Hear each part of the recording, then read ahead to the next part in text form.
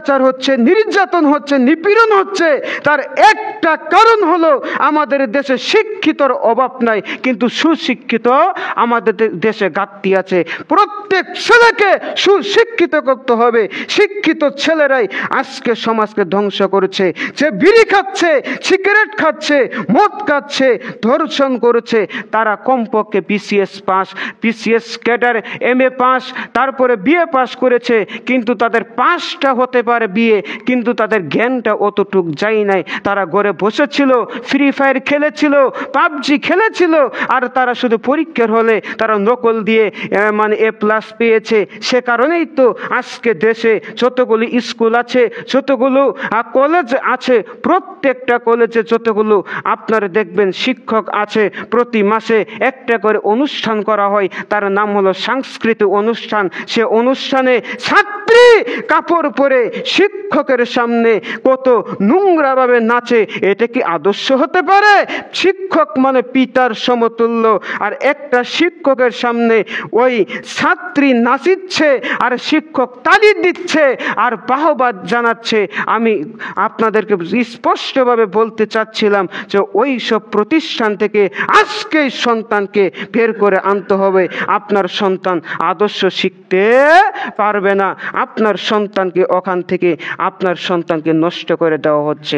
শিক্ষকের আরো মানে শিক্ষকের আদর্শ হবে যে সন্তানকে পাপ কাজ থেকে দূরে থাকার, আপনি পাপ কাজের দিকে ঢেলে দিচ্ছেন। এ কারণেই তো উস্তাদজি শায়েখ আব্দুর রাজ্জাক বিন ইউসুফ সাহেব বলেন যে তাকে যদি অশিক্ষিত প্রমাণ না করতে পারি, জাতির সামনে বক্তব্য দিব না, বলে কিনা?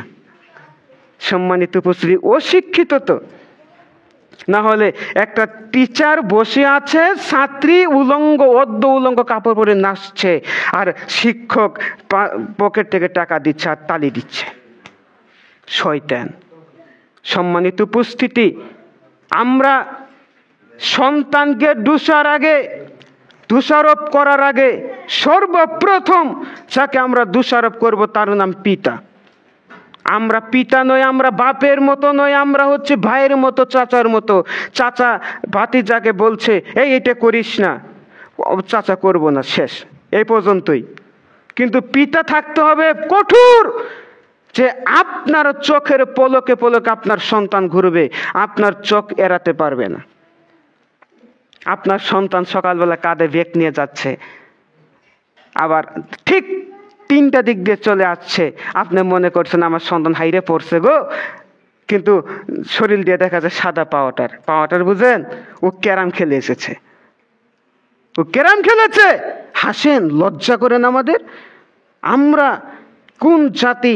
আমরা দেখেন আজকে আমাদের দেশে ওই যে পদ্মা সেতু যখন তৈরি করলো, পদ্মা সেতুর ইঞ্জিনিয়ার কিন্তু বাংলাদেশের কেউ না, বাইরের রাষ্ট্রের। কেননা তারা বুদ্ধিমত্তা, তারা বুদ্ধিমান, তারা সময়কে মূল্যায়ন করে। কিন্তু আপনি আমি ফ্রি ফায়ারে খেলে, পাবজি খেলে, যুবক রাগ করিও না, নানান বাজে কাজে আমরা জড়িত হয়ে আমরা একটা রাজমিস্ত্রি কাজ করি, 300-500 আসলে আমরা অনেক খুশি, কিন্তু আমরা তার দিকে উপরের দিকে উঠতে চাই না। উঠলেই তুমি জ্ঞানী হতে পারবে। পদ্মা সেতু তৈরি করলো ইঞ্জিনিয়ার হচ্ছে বাইরের দেশের, আর আমাদের দেশের সব হচ্ছে হেল্পার। লজ্জা লাগে না? আমরা গেঞ্জি তৈরি করি, কিন্তু ওরা গেঞ্জির আশা বাদ দিয়েছে। যারা নাকি পারমাণবিক বোমা তৈরি করতে পারে, কত নতুন নতুন কিছু আবিষ্কার করে, তারা গেঞ্জি তৈরি করতে পারবে না। কিন্তু তারা গেঞ্জির পিছে 50 টাকার পিছে সময় লস করবে না, তারা সময় লস করবে ভালোর পিছে, যে কি দিয়ে বাংলাদেশকে ধ্বংস করা যায়।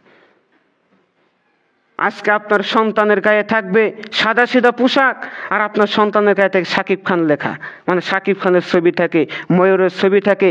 তাদের একটা মানে তারা মুসলমানের ইবাদতকে ধ্বংস করতে চাই, মুসলমানকে ধ্বংস করতে চাই। তাদের সাথে অস্ত্র দিয়ে পারা যাবে না।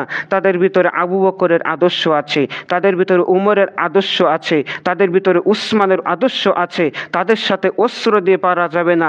তাদেরকে যদি তাদের ইবাদত নষ্ট করতে হয়, তাহলে ইবাদতের পূর্ব সত্য হচ্ছে হালাল রুজি, তার মানে হারাম খেলে ইবাদত কবুল হবে না। সে কারণে তারা পোশাকের ভিতরে ছবি দিয়েছে, আর পোশাকের ভিতরে ছবি থাকলে ওই ছবিওয়ালা পোশাক দিয়ে যদি সলাৎ আদায় করুন তাহলে আপনার সলাৎ কবুল হবে না। দেখেন তাদের কত বড় কৌশল।